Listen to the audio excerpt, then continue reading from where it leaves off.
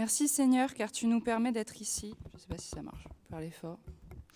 Merci Seigneur, car tu nous permets d'être ici, disponibles, prêts à entendre ta parole.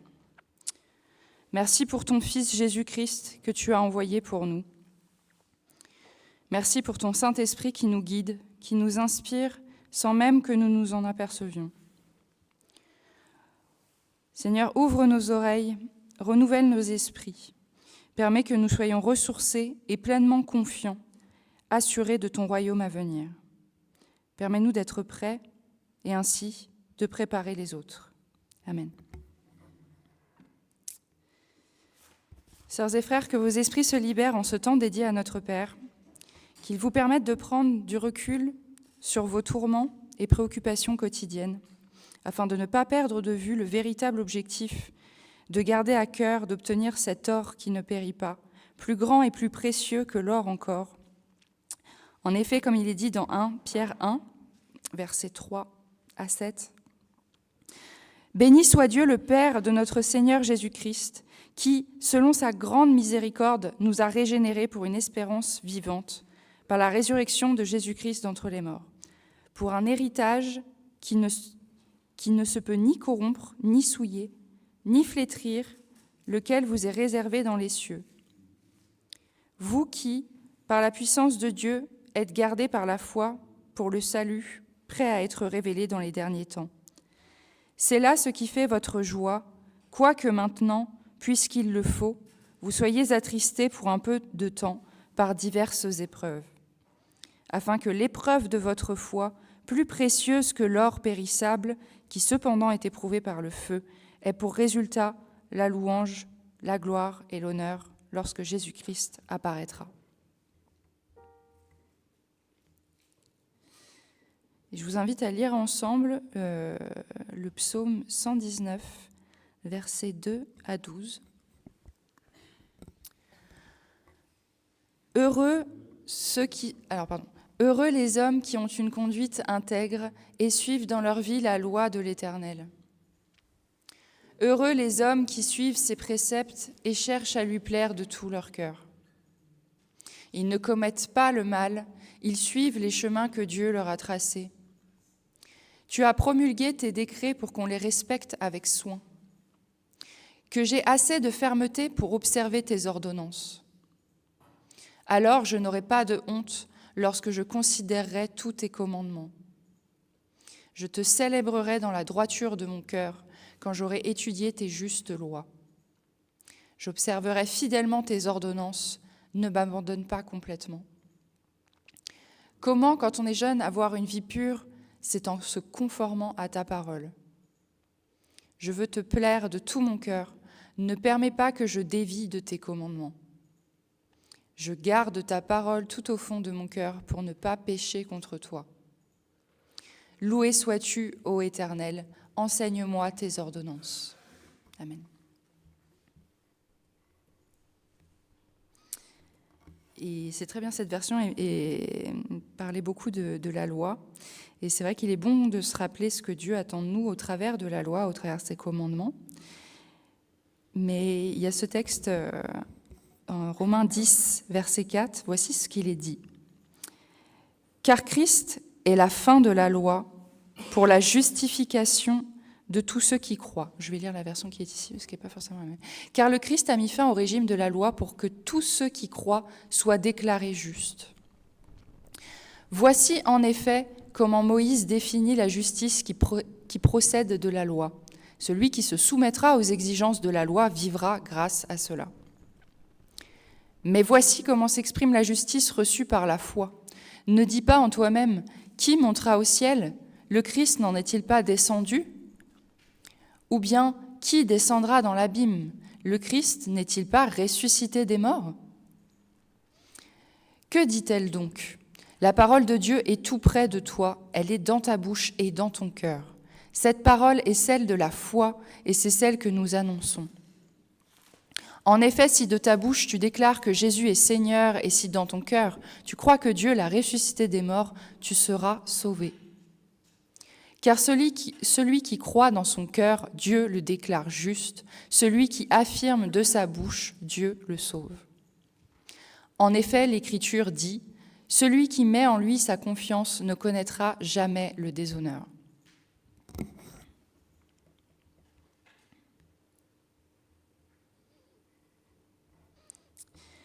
Divers passages du Nouveau Testament affirment que Jésus a accompli la loi de l'Ancien Testament et l'a menée à la perfection. Comme on vient de le lire en Romains 10, 4, Christ est la fin de la loi pour que tous ceux qui croient reçoivent la justice. Mais également en Galates 3, versets 23-25, « Avant que la foi vienne, nous étions prisonniers sous la garde de la loi en vue de la foi qui devait être révélée. Ainsi, la loi a été le guide chargé de nous conduire à Christ, afin que nous soyons déclarés justes sur la base de la foi. Depuis que la foi est venue, nous ne sommes plus soumis à ce guide. » Et en Éphésiens 2, verset 15, « Par sa mort, il a rendu sans effet la loi avec ses commandements et leurs règles, afin de créer en lui-même un seul homme nouveau à partir des deux, établissant ainsi la paix. Nous devons maintenant obéir à la loi de Christ.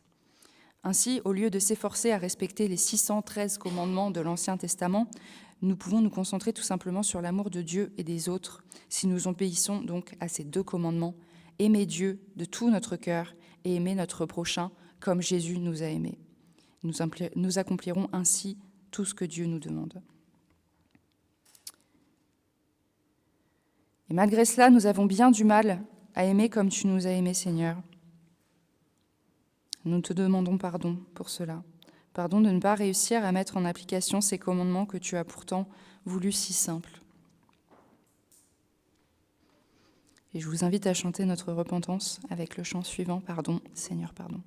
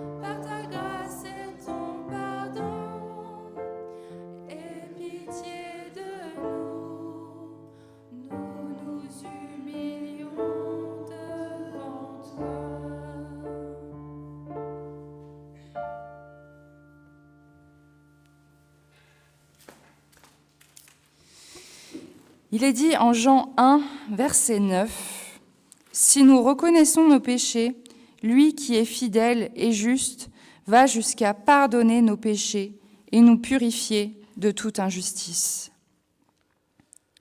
Merci Seigneur de ta miséricorde, merci Seigneur pour ta bonté, merci Seigneur pour ton amour, car tu as voulu les commandements les plus simples pour que nous puissions nous y appliquer.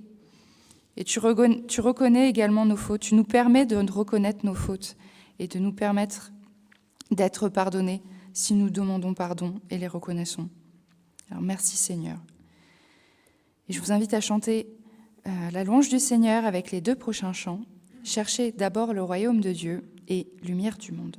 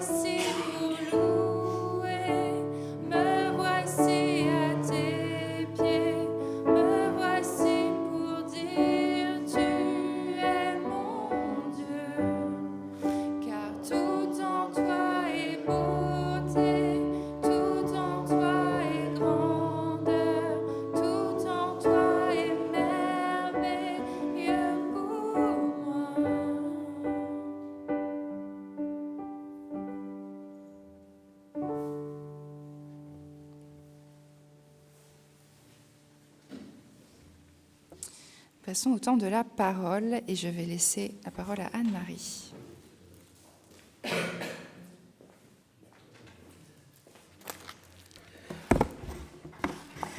Bonjour à tous, désolée un peu pour la voix rocailleuse et enrhumée, j'ai pris mes munitions.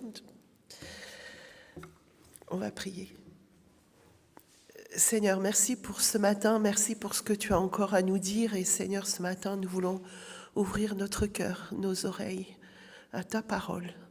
Et que tout ce que sera dit puisse vraiment nous toucher et entrer dans notre cœur. Amen. Alors le sujet d'aujourd'hui, ce n'était pas un sujet simple, c'est la famille. Alors je l'ai intitulé de la Bérésina, à la bénédiction.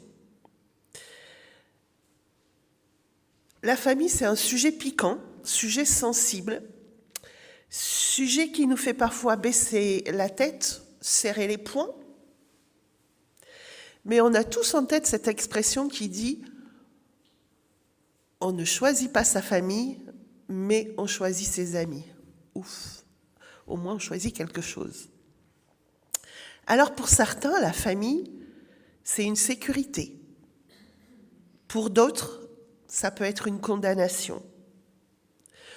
On entend aussi parfois, moi ma famille c'est vraiment la Bérésina.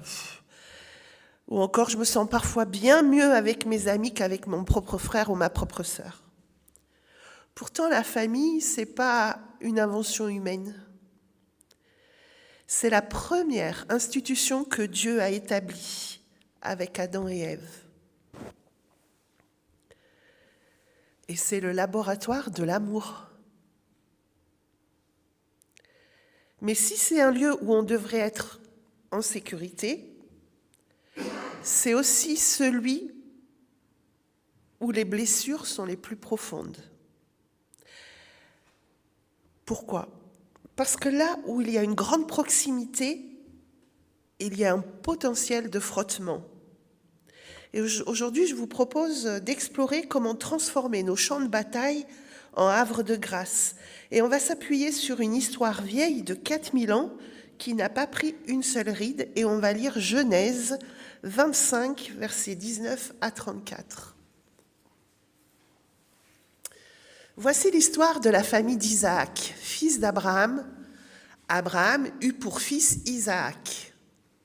Celui-ci avait 40 ans quand il épousa Rebecca, fille de Bethuel, l'araméen, de Padan-Aram, et sœur de Laban l'araméen.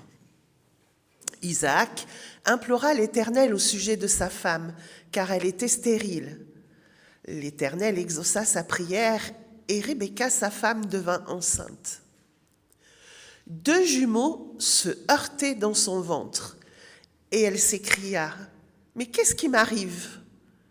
Elle alla consulter l'Éternel, qui lui répondit « Il y a 2 nations dans ton ventre, 2 peuples différents naîtront de toi. L'un des 2 sera plus puissant que l'autre, et l'aîné sera assujetti au cadet. » Quand le moment de l'accouchement arriva, il se confirma qu'elle portait bien des jumeaux. Le premier qui apparut était roux, le corps couvert de poils, comme une fourrure. C'est pourquoi on l'appela Ésaü. Ésaü qui veut dire le velu. Après lui naquit son frère, la main agrippée au talon d'Ésaü. Et on l'appela Jacob, qui veut dire le talon. Isaac avait 60 ans au moment de leur naissance. Les 2 garçons grandirent.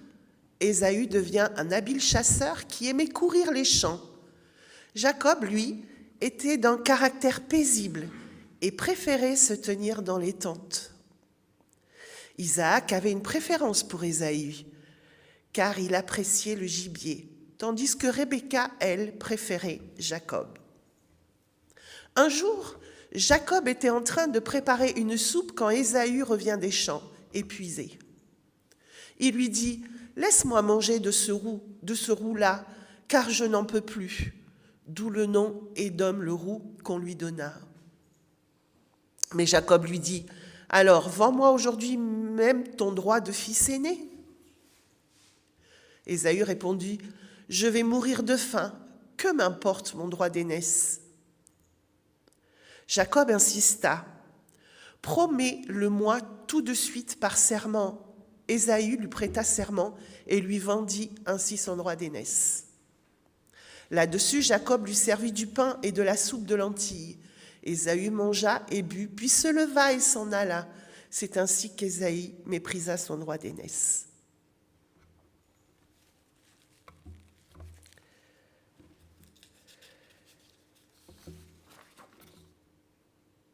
Vous pourrez lire toute l'histoire, c'est entre le chapitre 25 et le chapitre 27 de la Genèse. Et si vous pensez que votre famille à vous est compliquée, celle d'Isaac, elle était bien compliquée aussi. Alors il y a un conflit dès la racine. Tout commence avant même la naissance. Rebecca porte des jumeaux qui déjà dans le ventre s'entrechoquent. La rivalité était déjà là. Ésaü, l'aîné, est un chasseur robuste, un homme distinct. Jacob, lui, le cadet, est un homme réfléchi, plus calme, qui préfère rester sous la tente. Le texte biblique nous livre un constat terrible. Isaac aimait Ésaü et Rebecca aimait Jacob. Voici déjà le plus grand mal familial, le premier mal familial, le favoritisme. Quand les parents divisent leur amour ou projettent leurs besoins non comblés sur un enfant, plutôt que sur l'autre, ils créent une fracture.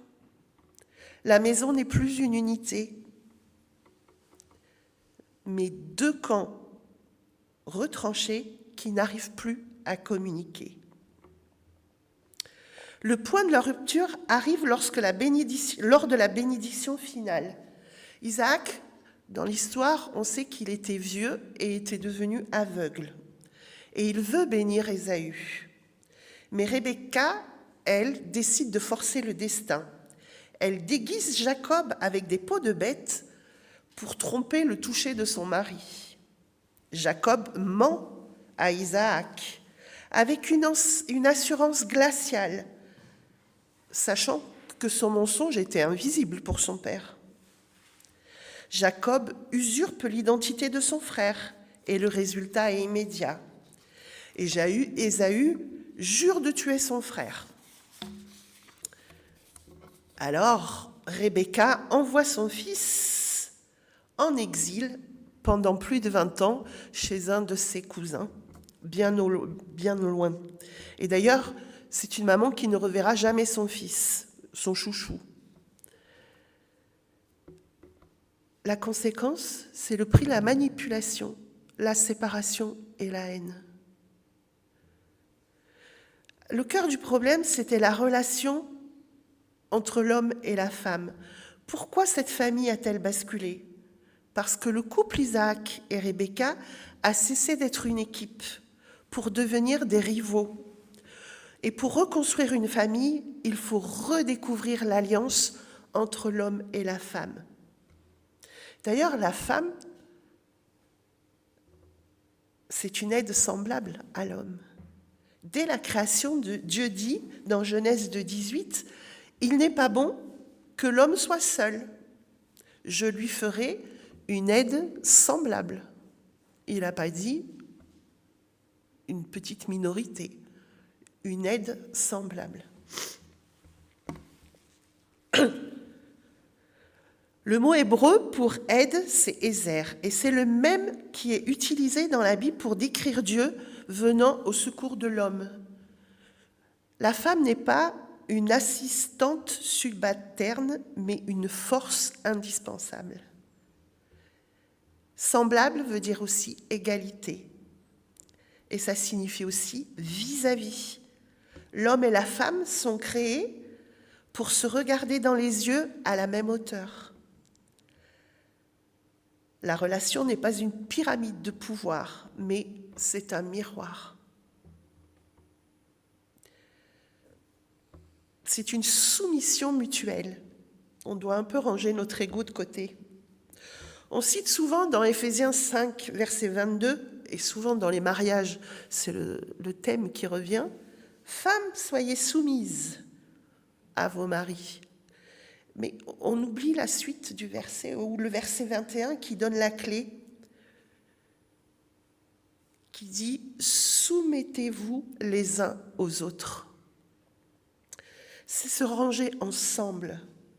Le mot grec « hypotasso » évoque des soldats qui imbriquent leurs boucliers pour former une protection commune.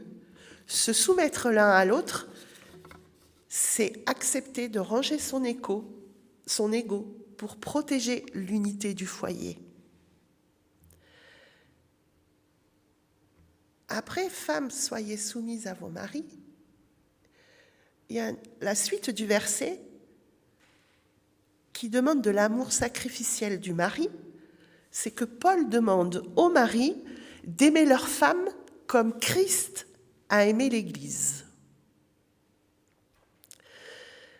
C'est un amour qui se donne jusqu'à la mort. L'homme n'est pas un chef qui commande, mais un protecteur qui sert. Si un mari est prêt à tout sacrifier pour sa femme, celle-ci n'aura aucune crainte de lui faire confiance.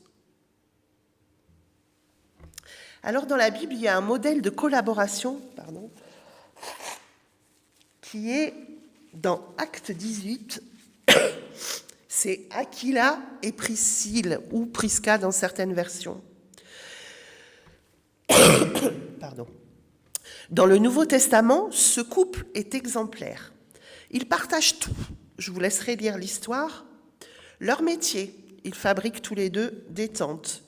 Leur voyage, c'est un couple qui va suivre Paul dans ses différents trajets pour l'évangélisation, et ils vont aussi enseigner. Et c'est l'un des rares couples de la Bible à être toujours mentionnés ensemble. Ils ne fonctionnent pas comme deux individus séparés, mais comme une unité. Ils ont de l'égalité et du respect. Ce qui est quand même un fait notable pour l'époque, car vous verrez que dans ce texte, souvent, Priscille ou Prisca est mentionnée avant Aquila, son mari. Sachant quand même qu'à l'époque, le patriarcat était quand même quelque chose de très fort.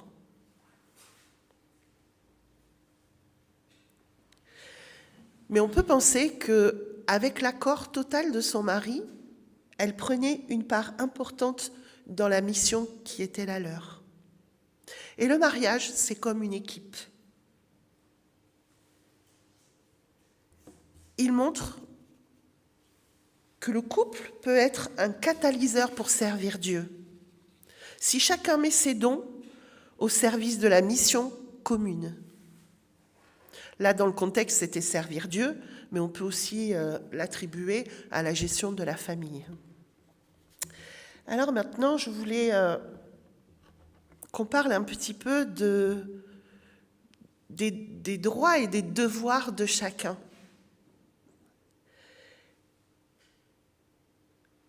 Pour les enfants, la Bible demande l'obéissance aux plus jeunes. Et ça, cette obéissance, c'est comme une protection. Et l'honneur aux plus grands, c'est un devoir de gratitude. Honorer ses parents, c'est leur donner de l'importance, même s'ils ont été imparfaits.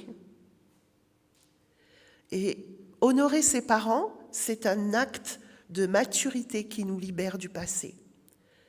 Alors peut-être que vous allez me dire, oui, mais moi, honorer mes parents alors que mon parent a été plus que défaillant, la Bible te demande d'honorer tes parents. Ça ne veut pas dire d'aller tous les jours, non, si la relation que tu as avec tes parents est toxique, tu dois quand même les honorer, mais ça ne veut pas dire que tu dois passer ton temps avec eux. Il faut faire bien la part des choses. Maintenant, pour les parents, il y a un verset dans Colossiens 3, 21 qui dit « Pères, n'irritez pas vos enfants de peur qu'ils se découragent. » L'autorité que nous devons avoir sur nos enfants, ne doit jamais être une humiliation. On éduque nos enfants par l'exemple qu'on va leur donner, dans la douceur et la vérité. Nous devons enseigner nos enfants avec amour et patience. La correction physique n'a jamais été la solution. D'ailleurs, votre enfant qui fait une bêtise, vous allez le corriger physiquement, l'enfant perdra confiance et la prochaine fois qu'il fera une bêtise, il se gardera bien de bien se cacher pour éviter la correction. Ça ne veut pas dire qu'on doit fermer les yeux sur tout, mais il faut apprendre à discuter, à expliquer. Et ne pas aussi avoir peur de leur dire que nous aussi on a fait des choses difficiles par le passé. La Bible ne s'arrête pas là. Après les enfants, elle nous parle aussi des grands-parents. Ça fait partie de la famille. Et vous, les grands-parents, vous avez une tâche hyper importante. Vous avez un devoir de transmission. Vous avez la couronne et la dignité. Le livre des Proverbes souligne que la relation réciproque, les petits-enfants apportent de la joie et les grands-parents apportent une structure et une fierté. Dans Proverbe 17, verset 6, les petits-enfants sont la couronne des vieillards et les pères sont la gloire de leurs enfants. Cela signifie que la réussite et la foi des petits-enfants sont l'aboutissement d'un travail de toute une vie. Vous, les grands-parents, vous avez le rôle du gardien de la mémoire. Dieu demande souvent aux aînés de ne pas garder pour eux ce qu'ils ont vu ou ce qu'ils ont vécu. Les grands-parents sont les narrateurs des miracles de Dieu dans l'histoire familiale. Et moi, j'ai vécu ça dans ma propre famille. Mon grand-père est décédé, j'avais 6 ans, donc j'ai quand même un souvenir de mon grand-père quand j'avais 5 ans. C'était un pasteur. Il avait travaillé toute sa vie à la mine et en dehors, il était pasteur. Il avait une grande famille, ils étaient 12 enfants. Et mon grand-père était c'était un Polonais de la vieille école. C'était quelqu'un de très très dur. Quand il arrivait après son travail ou après son évangélisation, l'atmosphère de la maison changeait. C'est-à-dire que tout le monde se tenait à carreau. Ça, c'est maman qui nous disait ça. Et moi, je me rappelle que mon grand-père avait des lapins. Et quand on était petit, il tuait le lapin. Je revois encore le lapin accroché. Et mon grand-père nous expliquait tout ce que Dieu faisait. Alors, il soufflait dans les poumons du lapin pour voir que ça gonflait. Il parlait du cœur. En fait, il nous faisait l'anatomie du lapin, mais tout en faisant une relation avec ce que Dieu insufflait en nous. Et ça, pourtant, à 5 ans, on n'a pas beaucoup de souvenirs, mais je peux vous dire que moi, c'est ancré. Il nous parlait déjà de l'amour de Dieu à travers ça. Puis plus tard, ma grand-mère, avec qui j'ai passé beaucoup de temps, nous racontait son histoire, ce qu'elle avait vécu, les choses difficiles, et puis tout son cheminement avec le Seigneur. Deutéronome 4, verset 9, « Fais-les connaître à tes enfants et aux enfants de tes enfants. » C'est-à-dire que vous avez un devoir de mémoire, mais vous devez raconter tout ce que Dieu a fait pour vous et a fait pour la famille. Le psaume 78, ce texte est fondamental. Il appelle les aînés à raconter aux générations à venir les hauts faits de l'Éternel pour que les enfants ne soient pas rebelles et mettent leur confiance en Dieu.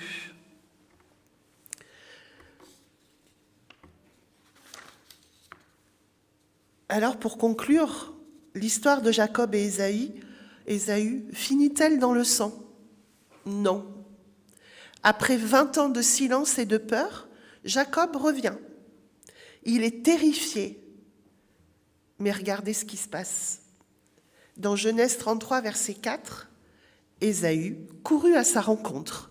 Il embrassa Jacob, se jeta à son cou et le baisa, et ils pleurèrent. 20 ans de rancœur se sont dissous dans une étreinte. La famille parfaite, ça n'existe pas. Mais la famille restaurée, elle existe. Avec Dieu, tout est possible. Et pour avoir une famille restaurée, cela nous demande 3 choses. 1, la vérité. Arrêtez les complots. Arrêtez de parler avec l'un et l'autre et dire, en parlant de l'autre, ah oui, mais lui, il a fait ça, lui, il a fait ci. La collaboration, en 2e. Il faut devenir une équipe où l'ego s'efface devant l'amour. Et la 3, c'est la grâce. Osez faire le premier pas, comme Jacob. C'est vrai que parfois, on attend toujours que l'autre revienne dire, bah oui, mais c'est lui qui a fait, qui a dit du mal ou qui s'est mal comporté. Osez faire le premier pas. Que nos maisons ne soient pas des champs de bataille pour savoir qui a raison, mais qu'elles soient des havres de paix où l'on apprend à s'aimer. Puissions-nous aussi transformer nos larmes de douleur en larmes de retrouvailles. Et ma prière ce matin, c'est que chacun d'entre nous, nous puissions examiner ce qui a pu casser la relation dans nos familles. Et qu'on ne cherche pas qui est coupable ou pas, mais qu'on fasse le premier pas. Prions. Seigneur, ce matin, nous te portons nos familles, nous te confions nos histoires blessées, nos bérisinas personnels et nos silences trop longs. Donne-nous la force d'Aquila et Priscille pour construire dans l'unité, la sagesse des parents qui encouragent sans briser et le cœur des enfants qui savent honorer avec dignité. Comme pour Jacob et Ésaü, Seigneur, montre-nous qu'aucune situation n'est trop désespérée pour ta grâce. Apprends-nous à faire de nos foyers des lieux de pardon et de paix. Amen.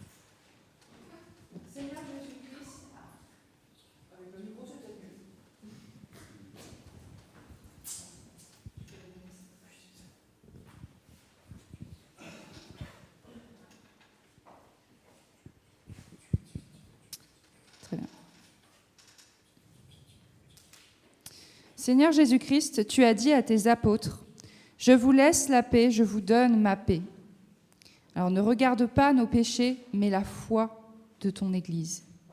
Et comme tu l'as voulu, donne-nous toujours cette paix, toi qui règnes pour les siècles des siècles. Il est vraiment juste et bon, Saint-Esprit, de t'invoquer sur notre assemblée et sur ces espèces pour contempler l'immensité de ta grâce. Jésus a pris du pain, il a rendu grâce, il l'a rompu. Et il l'a donné à chacun, et l'a donné pour que chacun distribue à son voisin en disant « Prends, mange, Dieu le Fils a donné sa vie pour toi. » Et donc, je vais vous passer la coupe et je vous invite à faire passer à votre voisin derrière un petit morceau. En pensant à cette belle phrase du Christ, « Prends, mange, Dieu le Fils a donné sa vie pour toi. »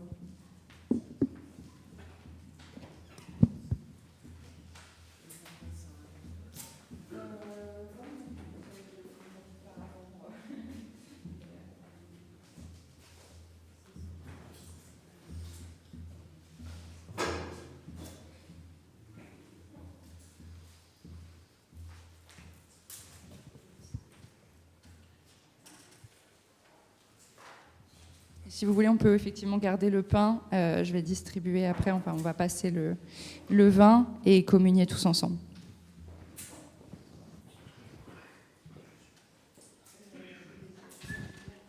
Puis, il a pris la coupe, il a également rendu grâce, et il l'a donnée pour que chacun distribue à son voisin en disant « Prends, bois, par le sang de Jésus, tous tes péchés sont pardonnés. »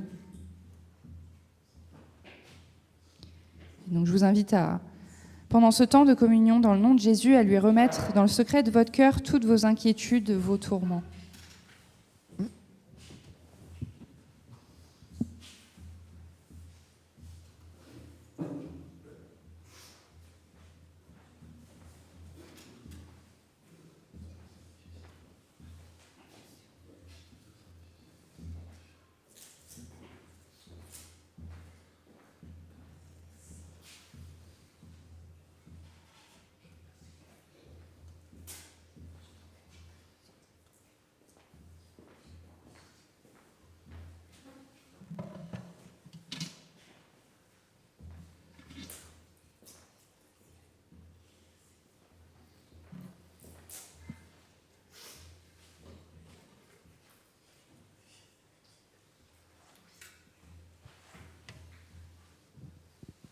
Donc je vous invite, prends, mange, Dieu le Fils a donné sa vie pour toi.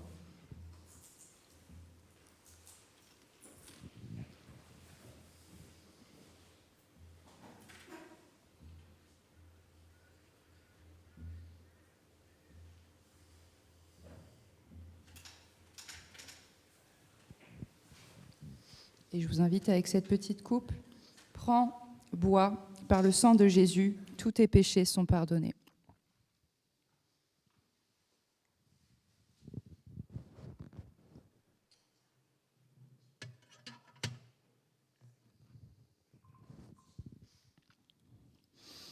Sœurs et frères, que l'assurance et la paix du Christ soient avec vous, que le Saint-Esprit vous guide et vous inspire au quotidien, et soyez assurés de l'amour du Seigneur pour vous. Amen.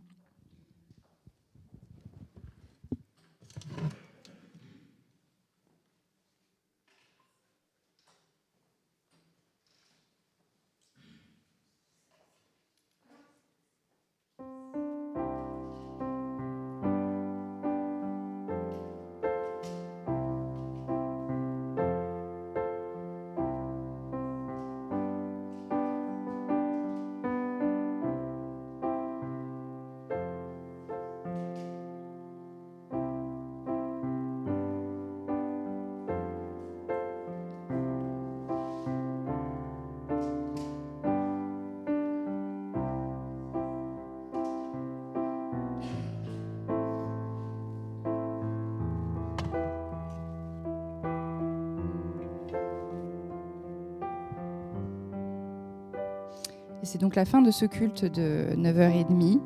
Et donc nous allons avoir les annonces vidéo projetées et je vais passer avec la quêteuse pour les offrandes.